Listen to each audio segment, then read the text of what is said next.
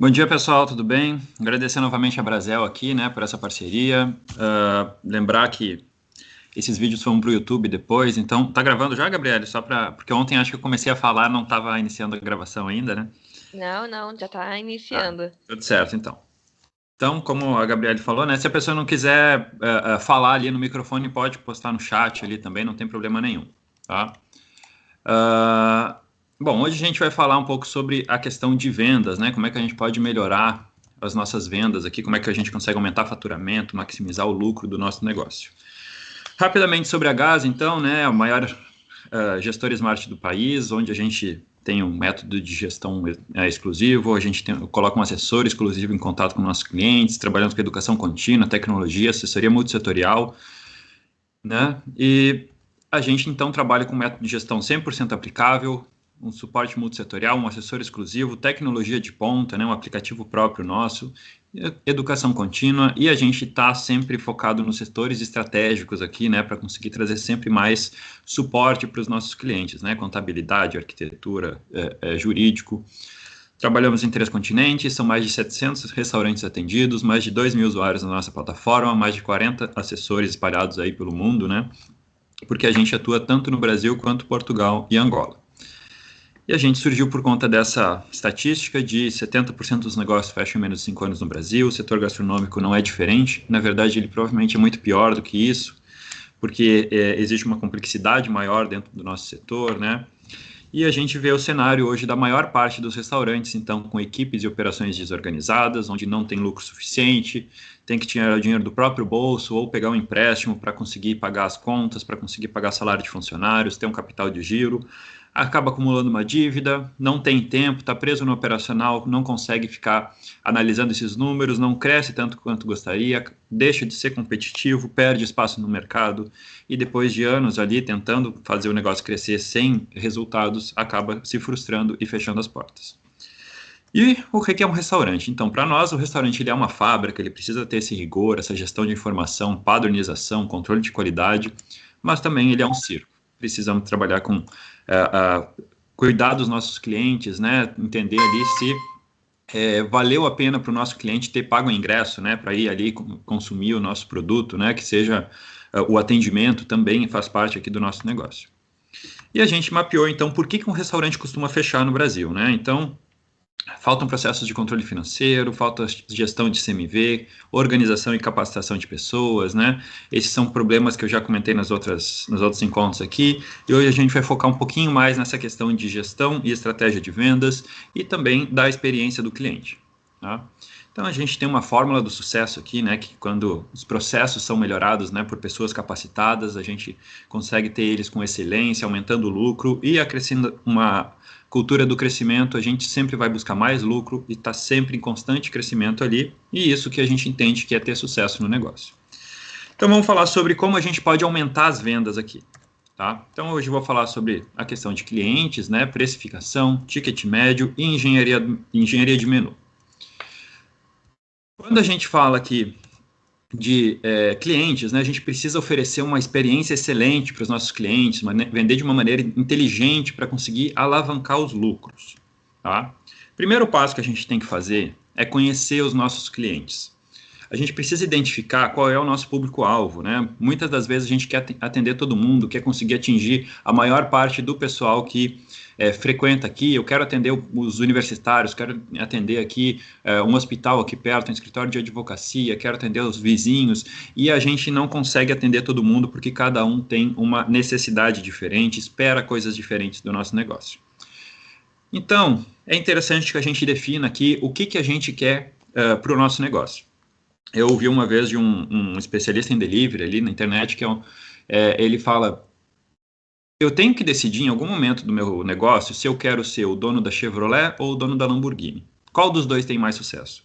A gente entende que os dois têm sucesso, né, no mercado deles, cada um para um público-alvo diferente. Não quer dizer que um é melhor, que o outro é pior, mas a gente precisa identificar se a gente está fazendo um carro popular. Esse carro popular eu não vou conseguir desenvolver a minha marca para conseguir atingir um público classe A. E o contrário também. Se eu tiver uma Lamborghini, eu vou fazer um produto mais para uma classe média. Provavelmente minha classe média vai ter alguma dificuldade de acessar, porque ele não costuma ter contato com essa marca. Então, a gente precisa definir o nosso público-alvo. Interessante que a gente consiga identificar já o público que vai até o meu estabelecimento. Se o meu público já tem alguma certa frequência ali, eu consigo tirar uma foto mesmo aqui do salão no dia de pico ali, eu consigo identificar, olha, tem uma mesa ali com 5 vizinhos, tem uma mesa ali com um pessoal que não é aqui da cidade, tem um pessoal aqui que é engenheiro, que é pessoal administrativo. A gente começa a identificar e focar então os nossos pratos e focar aqui o nosso atendimento voltado para eles, né? Que não eu aproveitar que eu tenho um escritório de engenharia, um escritório de arquitetura, de advocacia aqui na região, e aproveitar aqui então para fazer inclusive um marketing, né? Hoje é dia do advogado, quem vier aqui mostrar a carteirinha do OAB ganha desconto, ganha uma sobremesa grátis. A gente consegue fazer isso para manter cada vez mais aquele público presente, frequente no nosso negócio. Então, a primeira coisa que a gente precisa fazer é identificar se a gente já tem algum direcionamento para esse público-alvo, tá? E a gente precisa cuidar muito dos nossos consumidores, porque 86% deles dão preferência a voltar em marcas que eles já tiveram boas experiências. 62% deixam de comprar porque eles tiveram uma experiência ruim no local, né? Que seja por atendimento ruim, a música estava muito alta, o atendente não me trouxe com a bebida com a velocidade que eu gostaria, né? Então vamos descobrir o que está acontecendo aqui, né? Para a gente tentar evitar esse tipo de problema. E 42% das pessoas afirmam que se não é ele teve uma experiência ruim, se algum amigo conhecido relatou uma experiência ruim, uma experiência negativa no negócio, eles nem vão consumir, né? Ou eles deixam de consumir porque teve alguma pessoa que não gostou do atendimento, que não gostou da experiência que teve naquele local. Então a gente precisa entender muito o que está acontecendo com os meus clientes. Nós trabalhamos aqui então com uma ideia de mapear todos os pontos de contato do que a gente chama de jornada do cliente. Tá? O primeiro ponto de contato que o meu cliente tem com o meu negócio é a chegada. Ele consegue encontrar o local fácil? Ele tem um direcionamento? Ele consegue ter uma placa na frente? Tem um indicativo? A gente está no Google, está no Instagram? Eles conseguem encontrar a gente de forma facilitada? Esse é o primeiro ponto. Às vezes a gente chega num lugar ali e não consegue encontrar porque não tem placa. Passei 3 vezes na frente e não encontrei o lugar. Precisa ter uma sinalização, precisa ter um indicativo de que aquilo ali realmente é o teu estabelecimento. Se a gente identificou que o nosso público-alvo vem de carro, né, pode ser que não seja o caso, ou é um público-alvo mais de ciclistas, né, de pessoas que têm mais uma geração saudável ali, que vem de algum outro tipo de equipamento, né, de patinete, de bicicleta, de skate, do que for. Vamos identificar o nosso público-alvo e ver se a gente tem um suporte para que ele consiga estacionar o carro ali, deixar a bicicleta parada. Eles têm fácil acesso para isso, né? Claro que tem lugares que a gente depende de outros fatores para isso. Por exemplo, se o meu estabelecimento é dentro de um shopping, eu dependo das vagas do próprio shopping, né? Não sou eu quem define isso. Mas ele tem que ter essa facilidade de conseguir chegar até o meu lugar. Quando ele chega em horários de pico, ali tem uma espera, eu tenho um local de espera aqui, eu tenho um pré-atendimento, tenho uma fila. O que a gente vai organizar aqui, né? Trazer um exemplo básico aqui, o Outback dá aquele dispositivo que apita quando é o teu lugar ali, né, é o teu momento de poder ingressar no restaurante. Então, tu não precisa esperar numa fila, enquanto outros lugares fazem fila. A gente precisa identificar qual vai ser a nossa estratégia para tentar minimizar esse impacto de uma espera prolongada, né? E na recepção, alguém vai me recepcionar, alguém vai me direcionar para a mesa, ou eu só chego e sento, né? A gente tem um ambiente mais informal, então eu não tenho uma recepção, mas a gente precisa definir isso também para os nossos clientes. Na hora do atendimento, quando começa o atendimento? Quando a pessoa entrou no restaurante, eu tenho ali 1, 2 minutos ali para conseguir iniciar já esse atendimento, senão a pessoa vai ficar aguardando, uma hora ela se frustra, ninguém vem me atender, eu vou embora. E isso vai ser muito ruim ali para a experiência dele, provavelmente ele não vai retornar para o estabelecimento, né? Então, se eu tenho um atendimento de mesa, né, eu preciso ter uma agilidade nesse atendimento. Se eu tenho um atendimento de balcão, eu tenho que identificar pedidos no balcão, né, faça seu pedido no caixa. A gente pode trabalhar de formas diferentes para cada estabelecimento. Mas vamos definir ali, então, né, se eu tenho um atendimento de mesa, meu garçom já vai chegar ali, vai entregar o menu, vai se apresentar com cordialidade, né, oi, bom dia, meu nome é Samuel, gostaria de te apresentar aqui os nossos pratos, né? Já conhece a casa, a gente tem esse aqui para indicar, então a gente tem que criar uma padronização de atendimento. Quando a pessoa pede as bebidas ali, a gente também vai ter que mostrar, né? quais são as opções que a gente tem, né? Claro, o cardápio pode fazer muito desses serviços ali, mas a gente tem que identificar já para o cliente, né? A temperatura da bebida tem que estar correta, a gente tem que entregar ela com uma certa agilidade até, porque se o cliente consome uma bebida no início do atendimento, é muito provável que durante o processo que ela ficou, e durante a jornada dela, ela consuma uma segunda, né? Isso a gente já está falando de aumentar as vendas ali para o próprio cliente. Padronização, né? Então, se eu peço uma bebida e a pessoa que está comigo também pede uma bebida, a gente espera que as bebidas venham da mesma forma, na mesma quantidade, né, na mesma apresentação também. A pessoa pediu uma entrada, a gente também vai ter toda essa questão de temperatura, padrão, né? Uns 15 minutinhos para conseguir entregar uma entrada, que é um produto mais rápido, que a entrada é para o cliente ir consumindo enquanto ele está esperando o prato principal, né? Uma limpeza de mesa rapidinho, solicitei aqui um espaço para conseguir recolher os pratos. A entrega dos pratos principais, então uns 20 minutos, claro que depende muito do tipo de restaurante, né? A gente tem um restaurante fast food, a gente pode fazer essa entrega dos pratos principais aqui em 10 minutos, né? A gente trabalha com uma agilidade maior, mas a gente tem que cuidar também com a apresentação dos pratos, a temperatura, padronização, mas a gente precisa calcular essa questão de tempo também de entrega, que a pessoa vai ali, eu vou ali comer rapidinho porque eu tenho 10 minutinhos só aqui de intervalo, então eu vou ali no fast food. Se chegou ali e demorou 30, 40 minutos, ele já não teve uma experiência legal no meu estabelecimento. Entrega das sobremesas a mesma coisa, então entrega das sobremesas costuma ser um produto mais rápido do que o prato principal, né? Também uns 10 minutinhos ali, a gente já começa a conseguir identificar quanto tempo o meu cliente fica na casa, quanto tempo ele vai ter de espera para iniciar o atendimento, né? E a gente também tem que identificar como é que está o meu ambiente, né? Se a gente tem algum cheiro forte ali, um cheiro de fritura que vem da cozinha, tem a fumaça que vem de uma churrasqueira, tem um cheiro de esgoto na rua, aqui um esgoto a céu aberto, a gente precisa resolver isso para não impactar negativamente na experiência do cliente. Se o som, né, estiver incomodando o cliente, né, a música é muito alta ou a música é errada, a gente tem aqui um bar todo em preto, todo com cartazes de rock, coisa assim, e está tocando uma música sertaneja, a pessoa vai entender que ela não é aquele ambiente que ela estava esperando, né? Então a gente precisa identificar isso também para conseguir ter o nosso público-alvo. Não adianta a gente tocar todas as músicas que tem no mundo, porque a gente, em vez de agradar todo mundo, a gente vai conseguir desagradar todo mundo, né? Sempre vai ter a pessoa que, não gostei dessa aqui, fui ali porque estava tocando pagode, quando entrei ali começou a tocar funk, já não quero mais entrar. Então a pessoa não volta mais para o estabelecimento porque a gente não definiu esse público-alvo também. Se o ambiente está limpo, né? Se o chão está limpo, as paredes, poeira, se o cardápio está novo, se não está aquele cardápio amassado, sujo, rasgado, se a louça está nova, não é aquela louça rachada, quebrada. Decoração, iluminação, né? Toalhas, vegetação, iluminação natural, luminárias, quadros, tudo isso, o meu cliente também tem esse tipo de percepção. Então a gente precisa cuidar de todos eles. E na hora da saída, a solicitação da conta precisa ser com agilidade, sem erros, né? O pagamento sem filas, né? Ou com filas pequenas. A gente faz pagamento na mesa, faz pagamento no caixa. Vamos tentar direcionar. No horário de pico, eu vou colocar 2 pessoas para fazer o recebimento ali dos pagamentos, né? Cordialidade. Os tipos de pagamento, a gente deixou claro ali quais são as possibilidades de pagamento que a gente tem. Na hora da saída também acompanhar, né? Com cordialidade, né? Para que a pessoa volte outras vezes aí.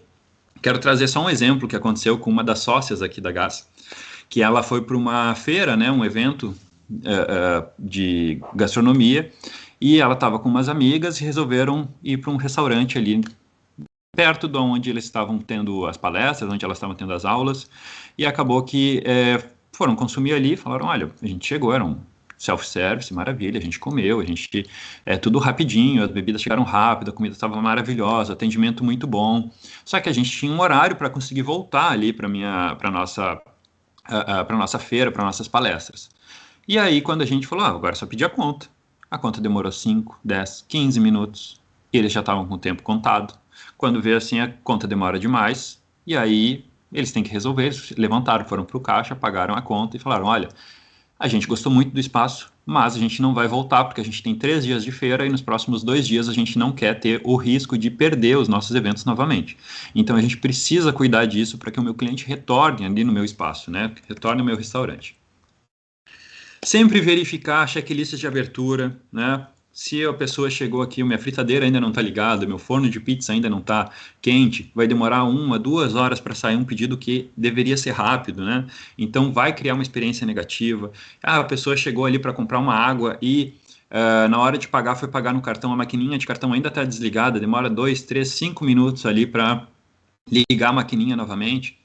A gente começa a ter uma experiência ruim. Aquele cliente que foi só comprar uma água, ele não vai voltar ali para consumir outro produto, né?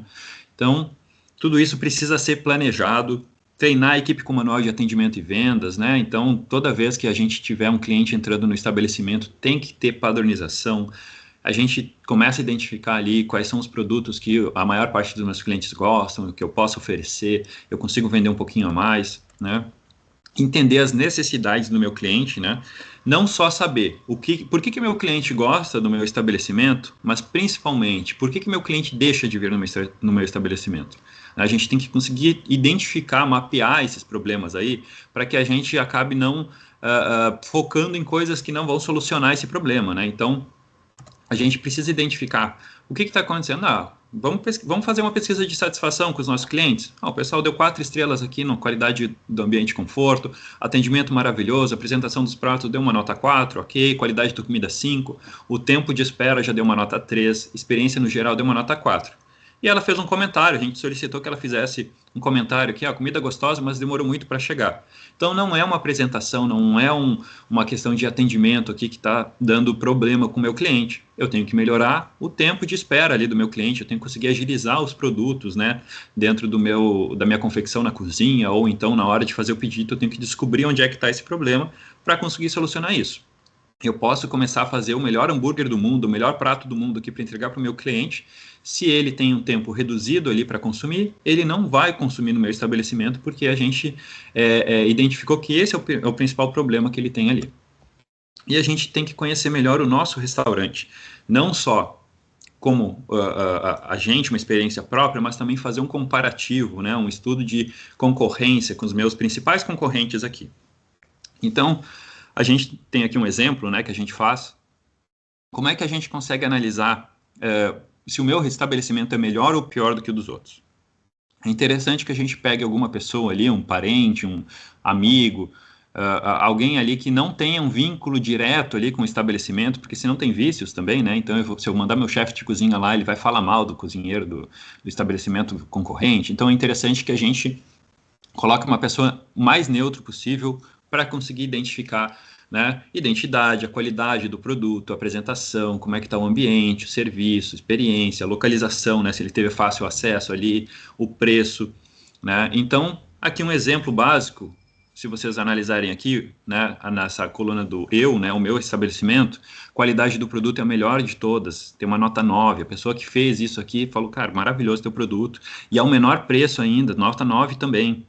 Mas olha o que aconteceu aqui com o estabelecimento da Rosa. A qualidade do produto é muito inferior à nossa e o preço dela é muito maior, mas a pessoa, num geral, teve um custo-benefício melhor, porque ela foi mais bem atendida, ela teve um ambiente mais legal para ir, tinha uma identidade mais acertada ali dentro do estabelecimento dela, ela conseguiu chegar de forma mais facilitada, então ela vai preferir ir no outro estabelecimento, mesmo que seja um hambúrguer com uma qualidade inferior, mesmo que seja um prato ali com preço maior. É muito o que se fala sobre o McDonald's, né? O McDonald's não é o melhor hambúrguer do mundo, mas o McDonald's é o hambúrguer que mais vende no mundo, porque ele está bem localizado, porque ele tem uma experiência rápida, ele consegue chegar ali. Eu sei que eu vou comer em 10, 15 minutos, meu produto está pronto, né? Eu já terminei de comer, eu já saí. Se eu espero agilidade, eu vou no McDonald's. Se eu quero um hambúrguer bom, eu vou para um estabelecimento de hambúrguer artesanal. Então a gente precisa fazer essa análise aqui com os nossos concorrentes também. E aí um problema que muita gente tem, que é a questão da precificação. Como é que a gente faz a precificação aqui na Gás? Tá? A gente trabalha em 3 etapas de precificação.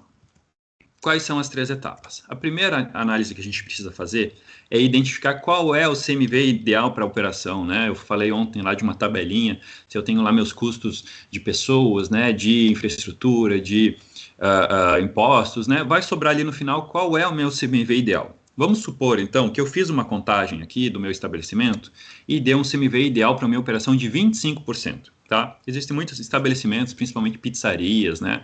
Alguns estabelecimentos de massas acabam tendo um CMV mais baixo. tá? Conseguem trabalhar com CMV na casa de 25%, 27%. Então, vamos supor aqui que o meu CMV ideal é 25%.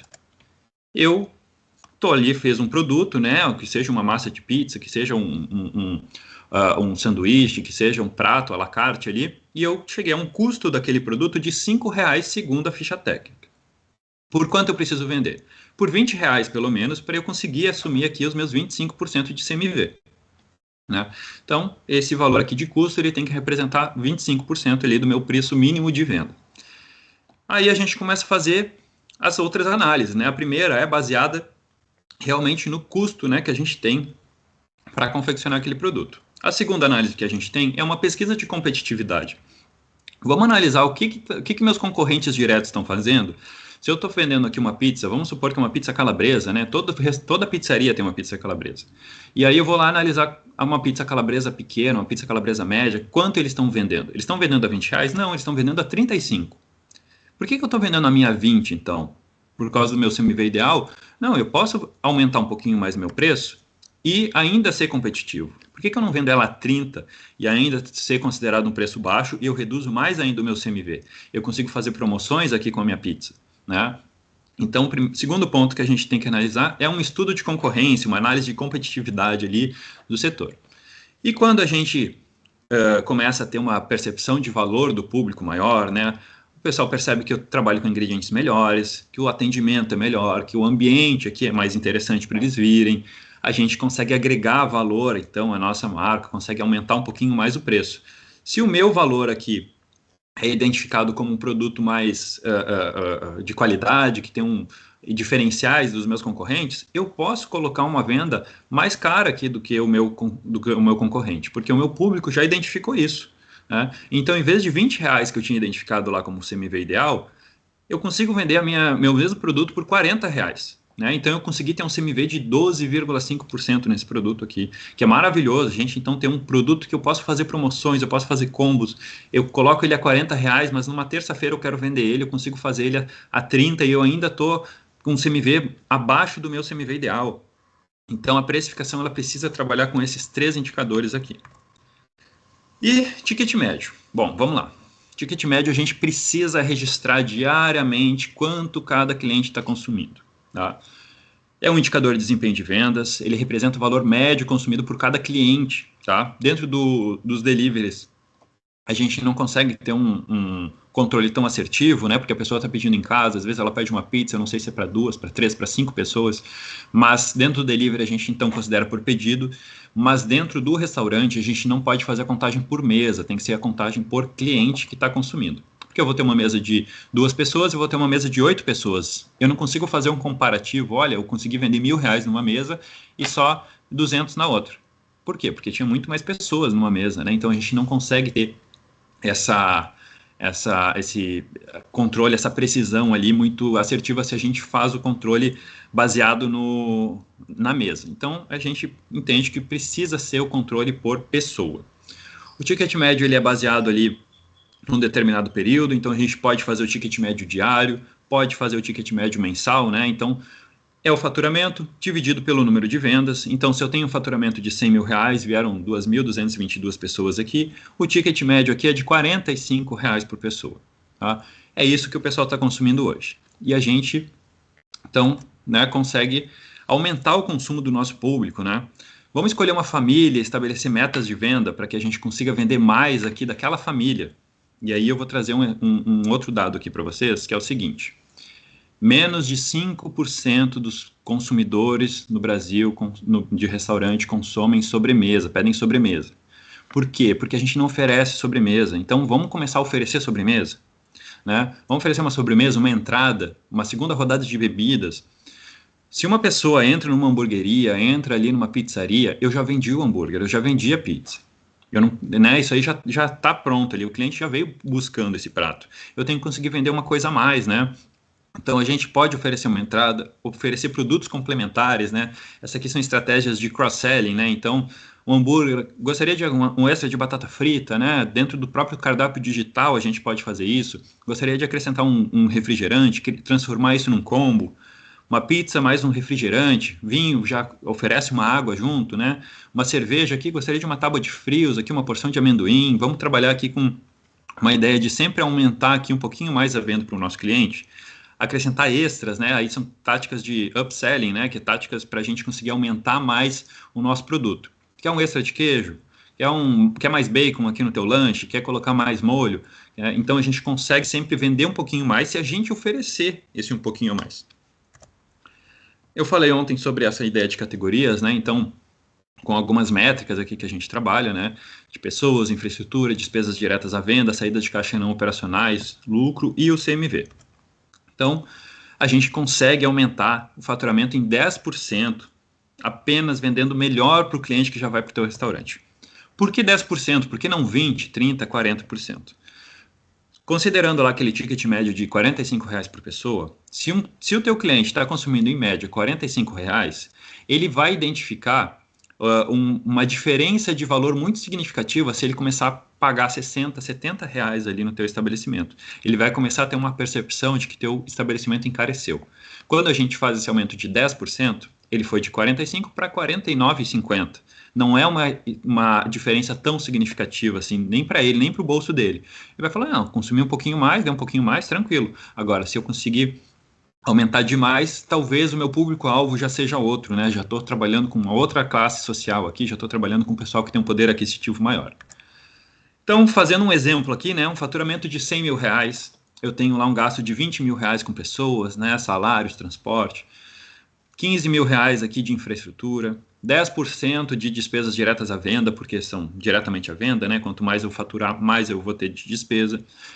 5 mil ali de saídas de caixa não operacionais, que é o forno lá que eu estou pagando a parcela ainda, alguma dívida bancária. A gente estabeleceu aqui que a gente vai ter um lucro de 15%.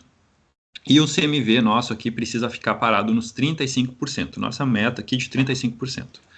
O que acontece se eu aumentar 10% o meu faturamento? O que é aumentar 10% o meu faturamento? É aumentar 10% o meu ticket médio. Se eu conseguir vender R$4,50 a mais para aquele cliente que vai no meu estabelecimento, que é eu vender uma batata frita a cada 3, 4 pessoas que vão aqui, eu vender uma Coca-Cola a mais para cada 2 pessoas que vêm no meu estabelecimento. Então a gente começa a aumentar o nosso faturamento baseado só numa venda melhor para o meu cliente que já vai no meu restaurante. Então, se eu tenho um faturamento que foi de 100 mil para 110 mil, a gente consegue ter uma redução da proporcionalidade de gastos com pessoas, de gastos com infraestrutura, porque eu não estou contratando mais pessoas para vender só sobremesa a mais. Eu não estou pagando mais aluguel, pagando mais água, pagando mais luz, porque eu estou vendendo sobremesa a mais. Né? As despesas diretas à venda continuam proporcionalmente, né, em 10%, o CMV continua proporcionalmente em 35%, as saídas de caixa não operacionais reduziram em 0,5%, então o meu lucro saiu de 15% para 18,69%, a gente aumentou 3,69%, né, pontos percentuais, não é nem porcentagem, é pontos percentuais, né, a gente conseguiu realmente aumentar aqui o nosso lucro só vendendo um pouquinho a mais. Né? Eu fui de 15 mil para 20 mil de lucro só vendendo mais sobremesa, só vendendo uma água a mais. Ou então eu posso fazer um outro exercício aqui, que seria manter meu lucro em 15% e conseguir elevar o meu CMV. Se eu consigo trabalhar com CMV mais elevado, quer dizer que eu consigo baixar mais ainda os meus produtos, fazer mais promoções. Se pegar grandes redes, né, McDonald's, Burger King, Subway, a gente acaba tendo produtos muito baratos. 5, 10 reais eles conseguem vender o hambúrguer. Por que eles conseguem fazer isso? Porque eles vendem muito. Quando eles vendem muito, o custo com infraestrutura é baixo, ele não representa quase nada. O custo com pessoas é baixo, não representa quase nada. Então eles conseguem elevar muito o CMV deles para conseguir fazer combos, para fazer promoções muito baratas e serem muito competitivos no mercado. E vamos falar aqui então sobre engenharia de menu, tá? Como é que a gente trabalha com um cardápio? A gente precisa separar em famílias, definir estratégias de venda, definir um método, aprender com o processo, tá? As famílias são ali a família de entradas, a família de pratos principais, ou então se eu tenho uma pizzaria, né? Eu tenho as minhas pizzas clássicas, as pizzas da casa, as pizzas doces, as pizzas especiais. Por que é interessante a gente definir essas famílias? Porque se eu tenho um cardápio corrido, eu não consigo fazer diferenciações. O meu cliente ele vai chegar ali com alguma intenção. Eu quero consumir hoje um produto especial, hoje é sexta-feira, eu vou esbanjar, quero, né, trabalhei um monte essa semana, eu quero conseguir ter uma recompensa aqui no final de semana, então eu vou comprar aquela pizza que é um pouquinho mais cara. Maravilha, então ele vai direto para aquela categoria de pizzas mais caras. Ou então ele foi numa terça-feira e eu quero comer uma coisa baratinha aqui porque eu só vim jantar aqui rápido. E se eu deixar todas as opções para ele, ele vai cansar, vai ser cansativo para ele analisar aquele cardápio, ele vai criar restrições ali para conseguir consumir, de repente ele nem vai mais no teu estabelecimento. Então é interessante que a gente direcione ali qual família o meu cliente vai consumir. E a gente sabe que 8, 10 produtos no máximo por família é o ideal, tá? Imagino que vocês todos aqui já tenham recebido aquele panfletinho de pizzaria que tem todos os sabores atrás. Tem 200, 300 sabores atrás ali. E a gente fica 2, 3 horas escolhendo quais são as melhores pizzas e acaba pedindo meia calabresa, meia mussarela. Porque a gente consegue se frustrar de tanto que a gente ficou olhando aquilo ali e a gente sempre pede o mesmo. Então, o mais interessante é que a gente consiga direcionar o nosso cliente ali, né? E como é que a gente faz esse direcionamento? A gente vai só direcionar para que o cliente tenha uma facilidade? Não, a gente também quer direcionar para que o nosso estabelecimento tenha mais rentabilidade. Então, a gente tem essa ideia de produtos. Aqui a gente trabalha com uma categoria de cores, tá? Mas existem outras teorias ali que trabalham com categorias de...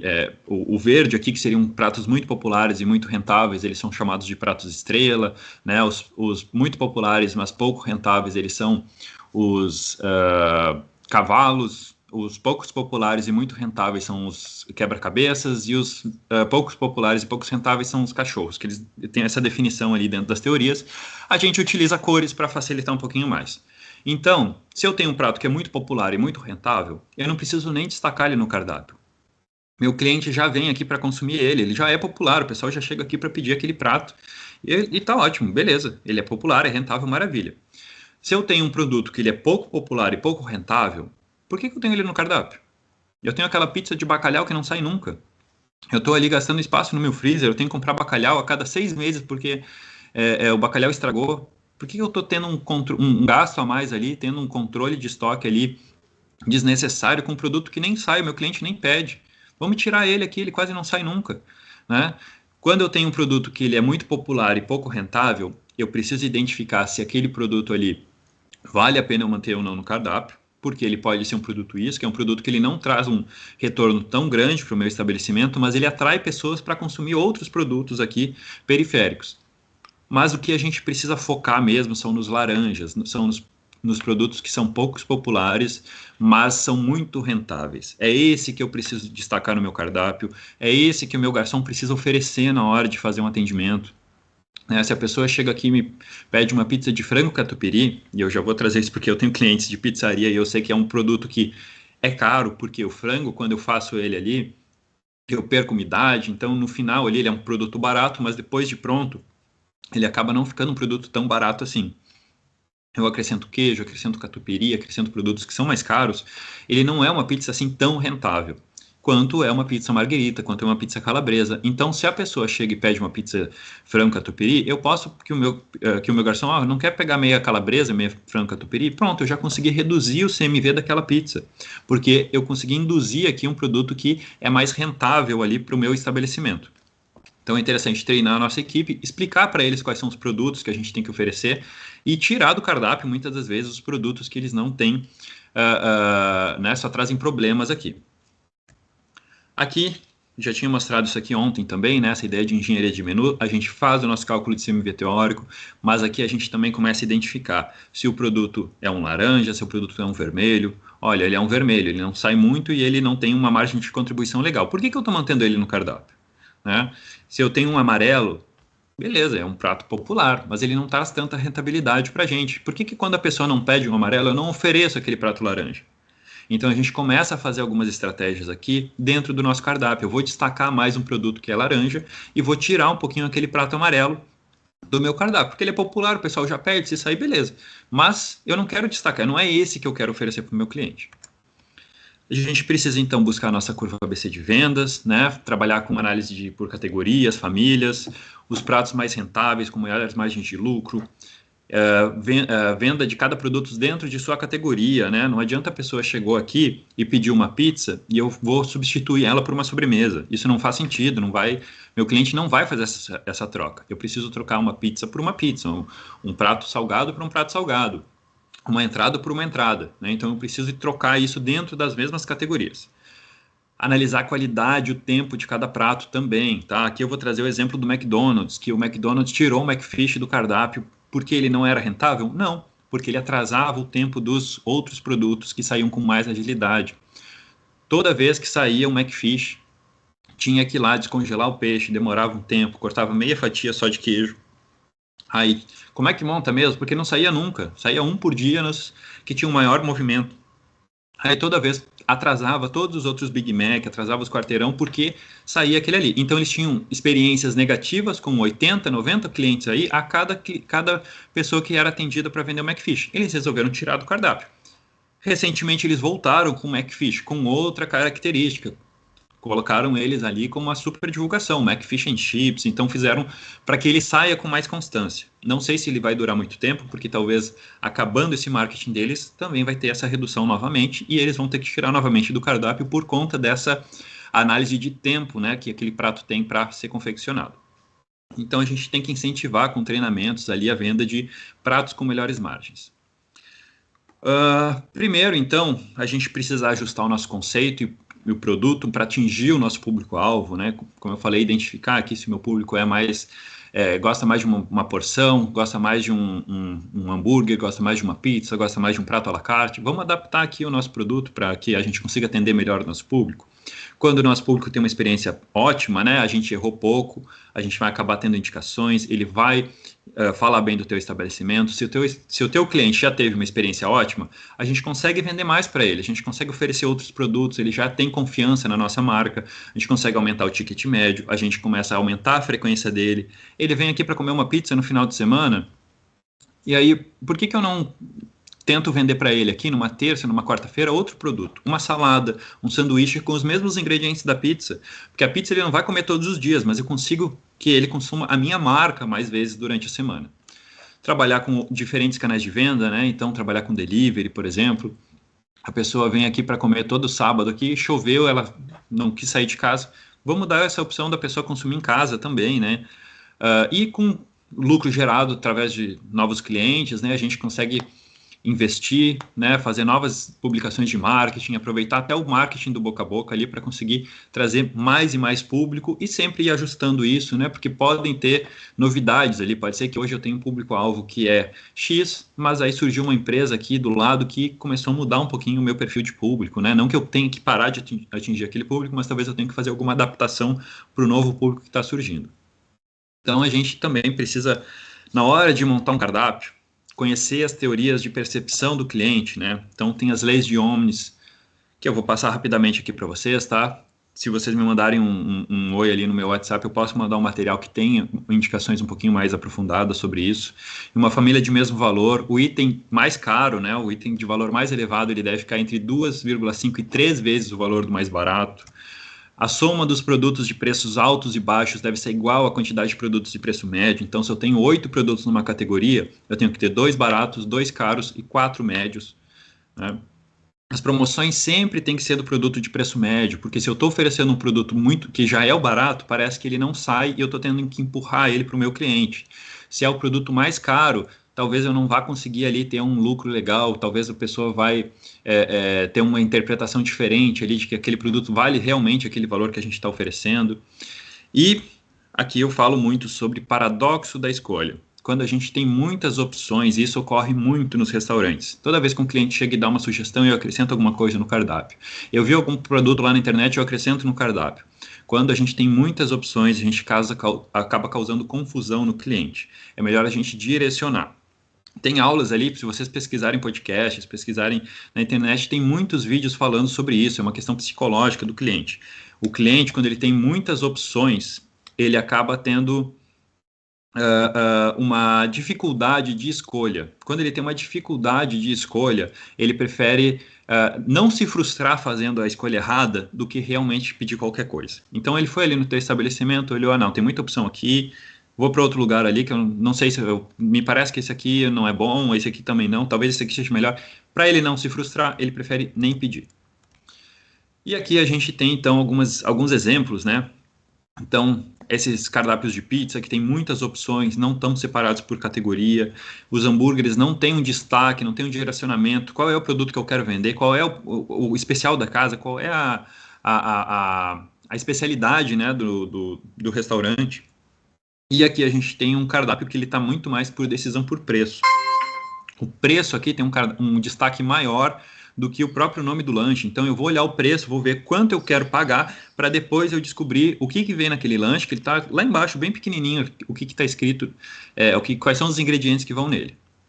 E aqui a gente tem um cardápio, que é um cardápio do Outback, né? Então é um cardápio que ele é muito mais direcionado, ele está destacando para mim claramente que ele quer vender esse sanduíche. Esse sanduíche tem uma foto, tem um quadro destacando ele aqui, porque ele é um produto provavelmente muito rentável, um produto que talvez não saia tanto, mas ele é um produto muito rentável.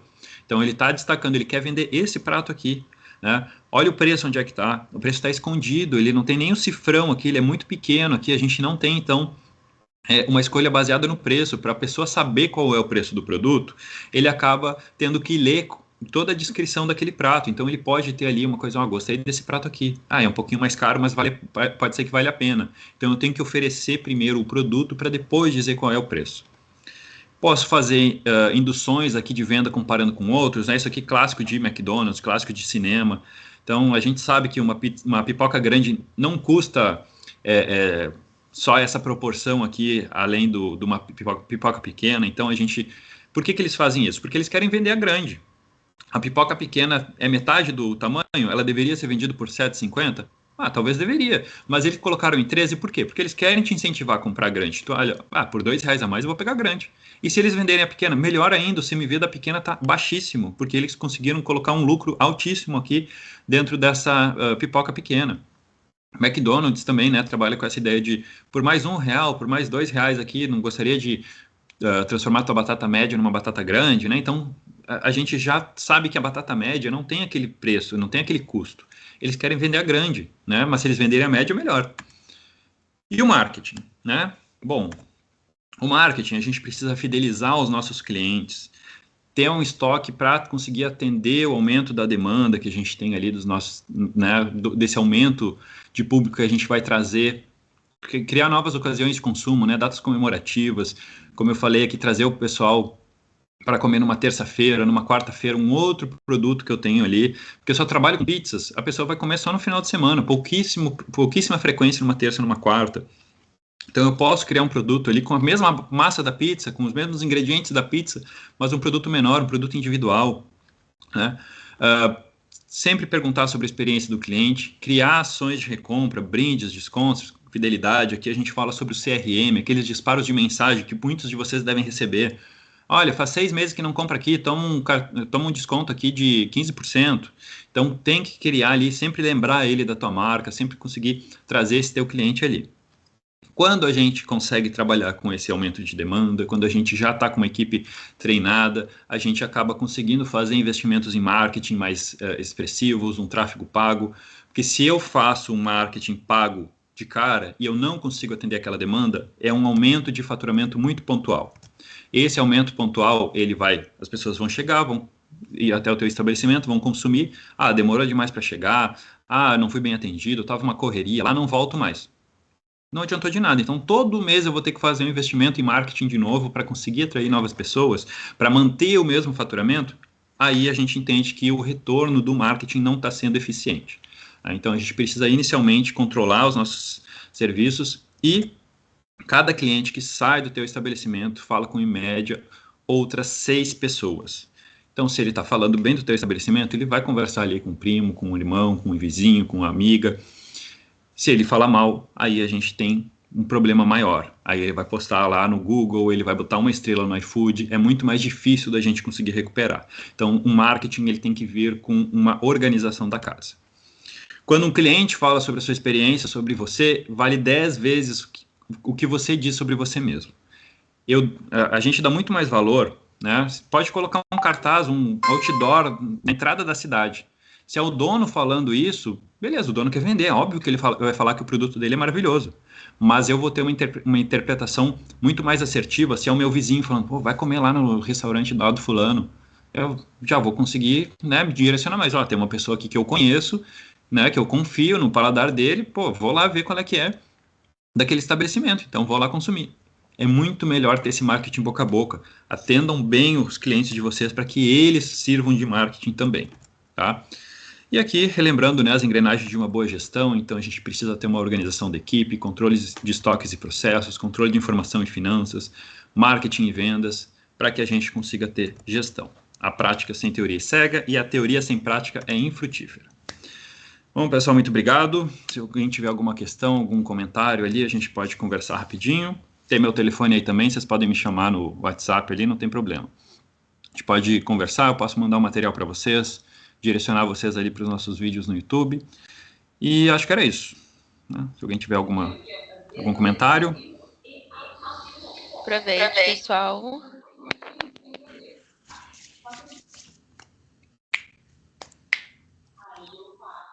Samuel, acho que ficou tão bem explicativo, né, a tua apresentação, que eu acho que não ficou dúvida.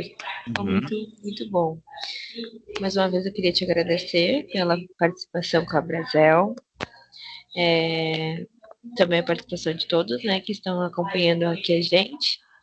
E que a gente se encontre em próximos eventos. Não, com certeza. Obrigada, viu, Pode me Samuel? contatar aí para os próximos eventos aí que tiver, a gente está à disposição. E qualquer dúvida, Pode pessoal, deixar. tem meu WhatsApp aí, acessem o site da Gás lá, se vocês quiserem saber como funciona também, tem até um simulador de retorno financeiro que a gente tem no nosso site, então vocês podem explorar bastante ali nossas... Perfeito. O pessoal também segue a gente no Instagram, @BrasilRS. Nós estamos também com o nosso site, com a nossa agenda atualizada. E que a gente se vê no próximo, então. Um abraço, viu? Bom dia para todos. Valeu, bom dia.